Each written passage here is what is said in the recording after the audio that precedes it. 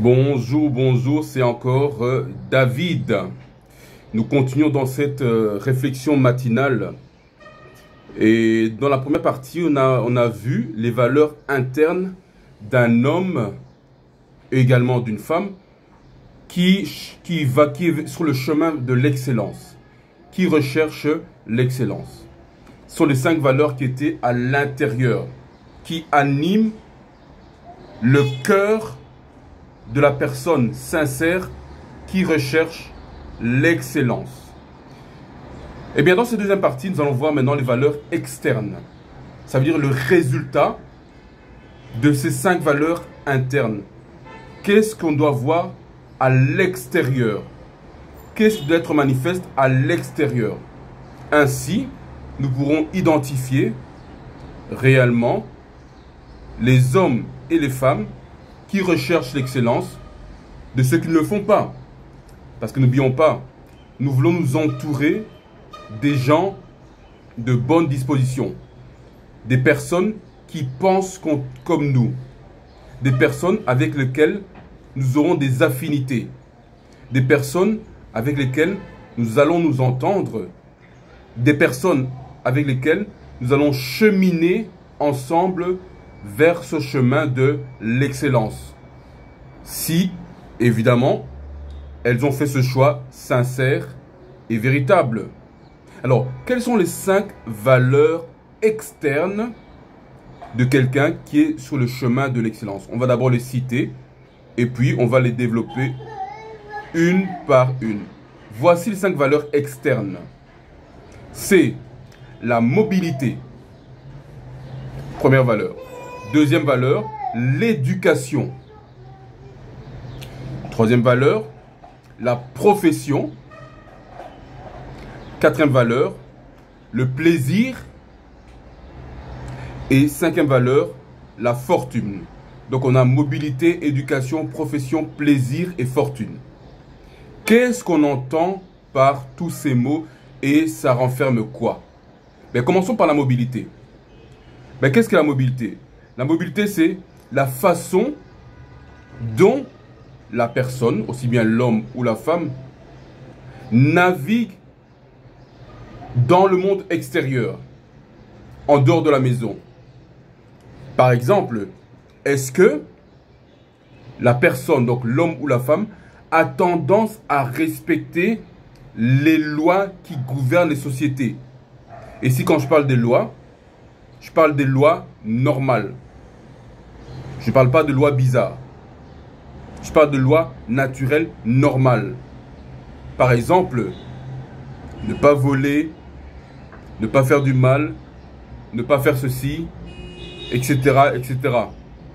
Est-ce que la personne a tendance à respecter les lois qui sont en vigueur dans la société ou bien au sein de la société? Est-ce que la personne a tendance à respecter les codes de chaque société? Dans chaque société, il y a des codes.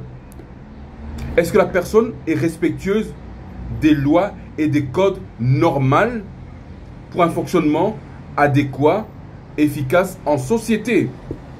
Si vous remarquez ça chez la personne, c'est que la personne a une grande tendance à la recherche de l'excellence.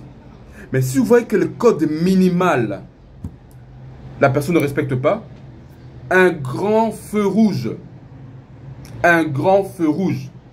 ça veut dire que la personne ne se comporte pas correctement en société, ne sait pas mouvoir, c'est pour ça que j'ai mis mobilité, ne sait pas mouvoir en société, ne sait pas comment agir en société, comment réagir. Et c'est très, très, très dangereux. Ce sera une personne très dangereuse pour vous. Elle pourra juste faire n'importe quoi, n'importe comment et à n'importe quel moment, ainsi que dire n'importe quoi, n'importe comment et à n'importe quel moment. Très dangereux. Deuxième valeur externe qui doit être manifeste, c'est quoi? C'est l'éducation. Alors, qu'est-ce qu'on entend par éducation? Il y a 2 choses dans l'éducation. Non seulement l'éducation qu'on a tous reçue à l'école, évidemment. Et si je ne parle pas de diplôme, je précise bien. Je parle de l'éducation qu'on a reçue à l'école, même si le vrai rôle de l'école, ce n'est pas éduquer. mais il y a un minimum qui a été reçu. Mais ce n'est pas ça le plus important. Le plus important, c'est qu'est-ce que la personne elle-même a fait pour se développer après l'école. Son auto-éducation. C'est ça qui est le plus important. Est-ce que c'est arrêté à la base que l'école a donné? Ou bien elle est allée plus loin après l'école? Elle a continué à s'éduquer elle-même. Elle a continué à apprendre des choses par elle-même. Est-ce que plutôt elle réfléchit comme on lui a dit de réfléchir? Ou bien elle a appris à réfléchir par elle-même, d'elle-même? Ça veut dire qu'elle a une pensée indépendante. Ça doit être manifeste. Si elle a une pensée indépendante, ça veut dire qu'elle a appris à réfléchir par elle-même. Ça veut dire qu'elle a continué sa propre éducation après l'école. Valeur éducation, c'est très important. Ensuite, profession.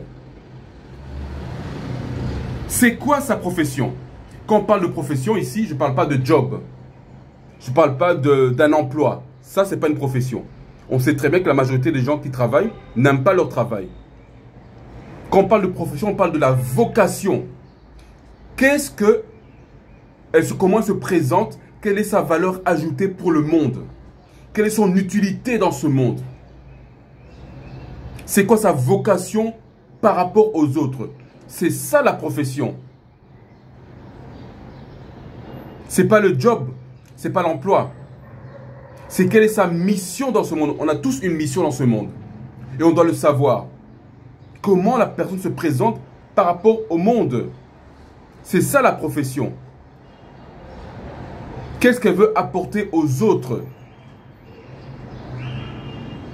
Comment est-elle une valeur ajoutée pour les autres? C'est ça la profession. Ce n'est pas le job, ce n'est pas l'emploi, ce n'est pas le travail, mais c'est bien plus que cela. C'est quelle est sa contribution pour le monde? Quelle est sa déclaration au monde? Comment elle est identifiée par rapport au monde? C'est ça la profession.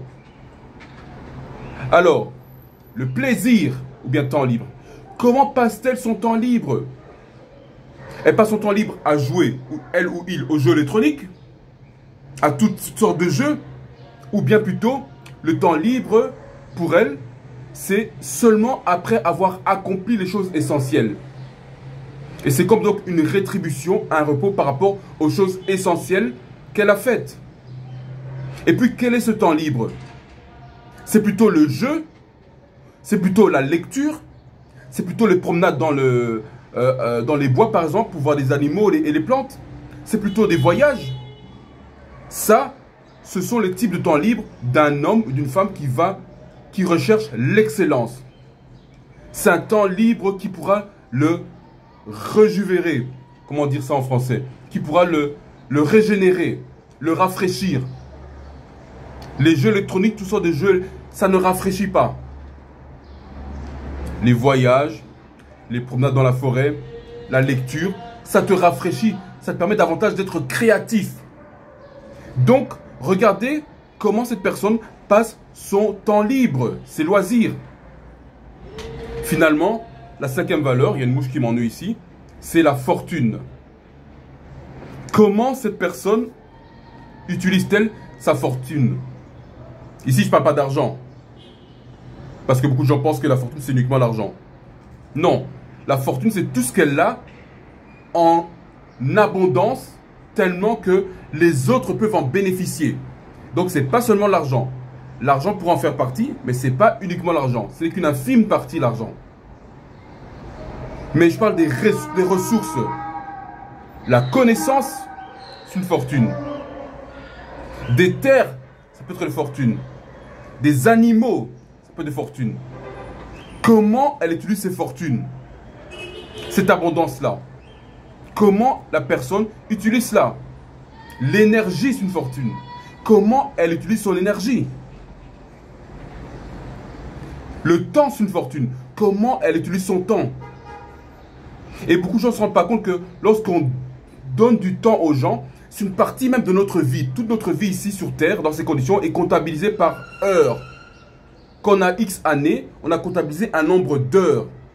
Donc quand on accorde du temps à quelqu'un, c'est une partie de notre vie qui est partie à jamais qu'on accorde à la personne. Et malheureusement, d'autres personnes n'en sont même pas dignes. Elles utilisent mal la vie que vous leur accordez. Bon, ça c'est un autre débat évidemment. Comment utilise-t-elle sa fortune? Donc on a ces 5 valeurs externes qui sont très importantes. La mobilité, l'éducation, la profession, le plaisir et la fortune. Observez bien une personne, homme ou femme, extérieurement, si elle a ces 5 valeurs et qu'elle les utilise bien, c'est qu'elle est sur le chemin de l'excellence. À la prochaine.